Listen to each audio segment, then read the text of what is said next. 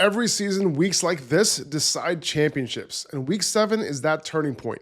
Here are players right now who are still undervalued, but that window is about to slam shut. And if you don't get aggressive this week, someone else in your league will. Today, I'm breaking down the best fantasy buys before week 7. Players whose usage, role, upcoming schedule are all screaming buy now before their value spikes. Let's get into it. And I'm starting with a wide receiver who should be treated like a fantasy wide receiver 1 the rest of the way and still isn't being valued like one. Let's start with Jaylen Waddle. Not something I thought I would say, but I'm kind of buying into the Miami offense. They've been playing relatively well. The matchup against Cleveland this week at first glance doesn't seem great, but it's not terrible for wide receivers. And Waddle has got it done in tough matchups the last 2 weeks in Carolina and against the Chargers. These two teams were literally giving up the fewest fantasy points to wide receivers coming into last week. And over the last 2 weeks with Tyreek Hill out, Jaylen Waddle's the wide receiver 7 overall. And I kind of expect this to continue. He can easily be a wide receiver 1 rest of season, and I don't think most people are treating him that way. I think there's still an opportunity to buy him here before he strings together some more good games. The other thing for fantasy managers who need some wins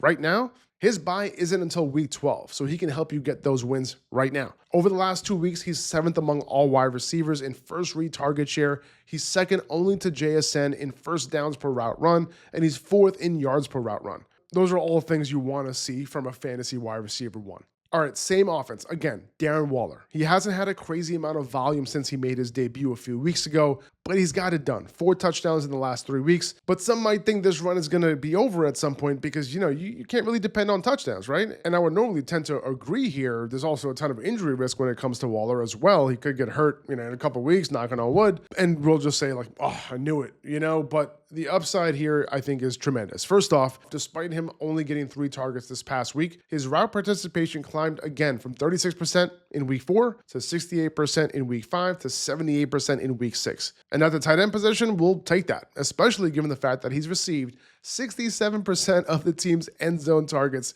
over the last 3 weeks. No tight end is even close to that this season. McBride is next up at 45%. So with more routes, more targets will come. And if he can stay healthy, come crunch time, weeks 14 to 17, we're talking matchups against the Jets, the Steelers, Cincy, and Tampa. You can't ask for a better schedule for a tight end when it matters most.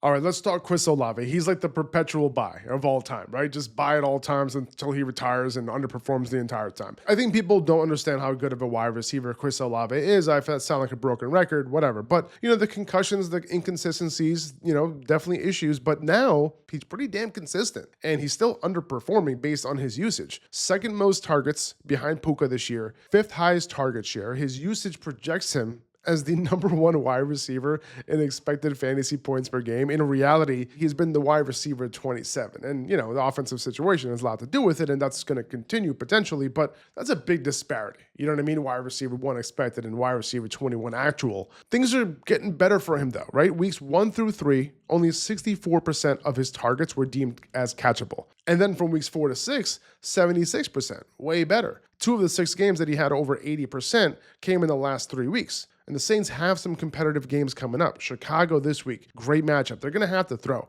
Tampa at home the following week. They're going to have to throw. And then the Rams, they're going to have to throw. I will say that the one limitation for the Saints passing offense is simply that there isn't much yardage to go around. Rattler's going to be limited at no more than, so far this year, 227 passing yards in a game. So, I think Olave's capped. His ceiling, is a mid-wide receiver 2 in PPR at best. Maybe somewhere around wide receiver 18 or so. But he's a wide receiver 27 right now. I think there's a little room for him to grow. If you want to get a consistent wide receiver in PPR, who I don't think hit his ceiling yet, who could have some positive touchdown regression coming his way, let's talk Stefon Diggs. He had 2 huge games in weeks 4 and week 5. He went over 100 yards in each one. In week 5, in that revenge game against Buffalo, 10 catches for 146 yards. And then he only followed that up with 3 catches for 28 yards this past week. One of his worst outputs of the season, while Kayshon Boutte went on, 93 yards, 2 touchdowns. But if you watched the game, you would have seen that Diggs had a 52-yard catch that got called back because of a real ticky-tack offensive pass interference call. Diggs doesn't even extend his arms all the way, and they still call it, absolutely brutal. But that would have gave him, 80 yards in the day, and we would have had a pretty different conversation situation right now, we wouldn't have been as disappointed.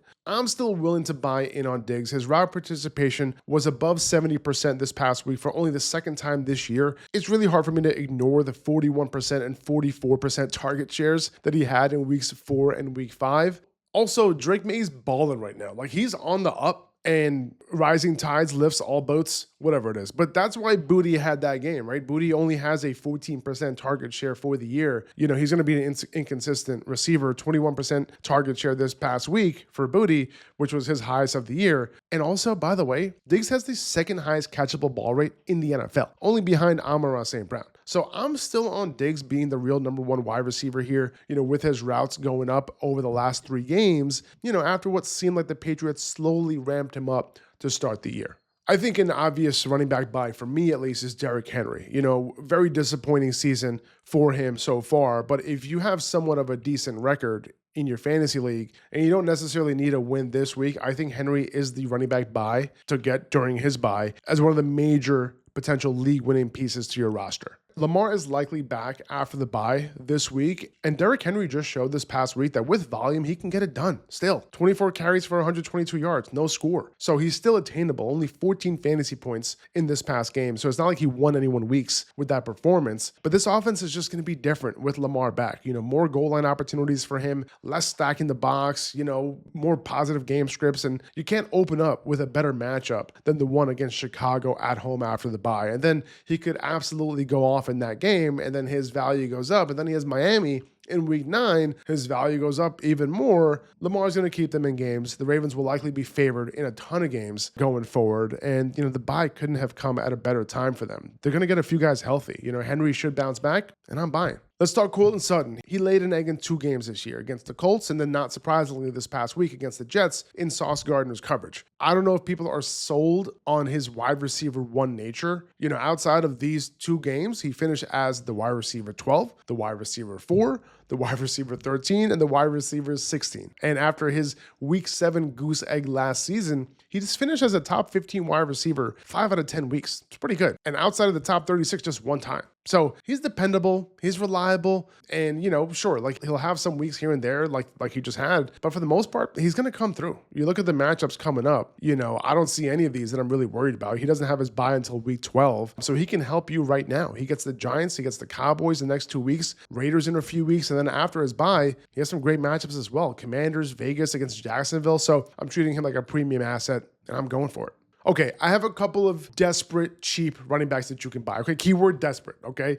I think you can surprise someone by trying to get their Rhamondre Stevenson or try to get their Isiah Pacheco. And you really won't have to pay much, okay? Obviously. This is all about getting an asset that someone else is like trying to get rid of. You know, they might be thinking about dropping, you know, and you think they can still be worth something moving forward, right? Or at least more than they do moving forward, right? That's kind of the psychology that we try to play with these trades. But you look at Rhamondre Stevenson's situation, 13 rushes this past week, the opposite of efficient, absolutely brutal yards per carry, right? Henderson, 9 rushes, slightly more efficient, 3 yards per carry. Both had their longest runs of 7 yards in this game. The Patriots want to keep Rhamondre as the guy. Like, it seems pretty obvious at this point. And it's just like the fans, like me, you know, who are pushing the Henderson narrative that he has to get more touches. And to be clear, I think he does, like, just give him some opportunity because he's explosive, but they just don't see it that way. And to be honest, you look at it, Henderson hasn't even been all that amazing with the opportunities that he's had so far. He ranks 46th of 50 qualifying running backs in missed tackle rate.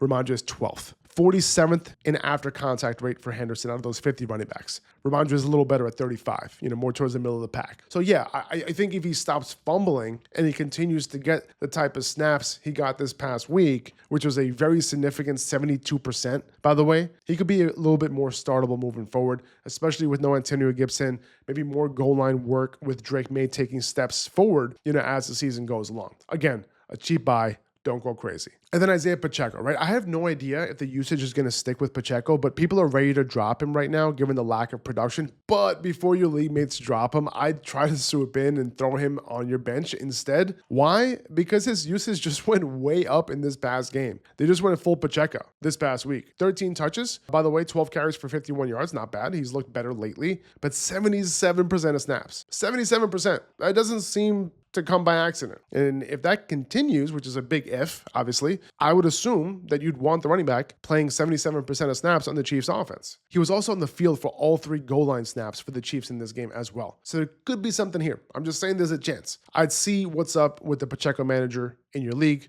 and go from there. And a wide receiver that I'm looking at who could be pretty cheap. I think people are tired of Terry McLaurin if you have him. People drafted him, he can't get anything going early, and then he gets hurt, and now what? They don't know what to do with him, and I don't either. But I'd imagine that he's going to be worth more than the sentiment that I feel people have around him. I don't have him anywhere, but the way people have been DMing me and asking me about him in trades and asking about dropping him, I'm getting a sense that he's being a little undervalued, even if he doesn't come through for a bit when he's back. Because of the contract holdout, the slow start didn't really surprise me, but he's attempting to practice this week, and there's a chance that he plays in week 7 this week. Even if I don't necessarily need to start him this week, I'd want him on my bench because you're getting Jaden Daniels' #1 wide receiver, and eventually they will hit their stride. And even if it's several weeks from now, he's never going to be a drop candidate for me, like ever. Even if Deebo Samuel takes a lot of the target share away from him, I think he'll be good enough to eventually be a solid start, even if it's like a boom bust low-end wide receiver too, let's say. So he's going to be on my bench until it happens. So if you can get him on the low, by the way, I'm perfectly fine starting him this week if you have him. I really am. But if you can get him on the low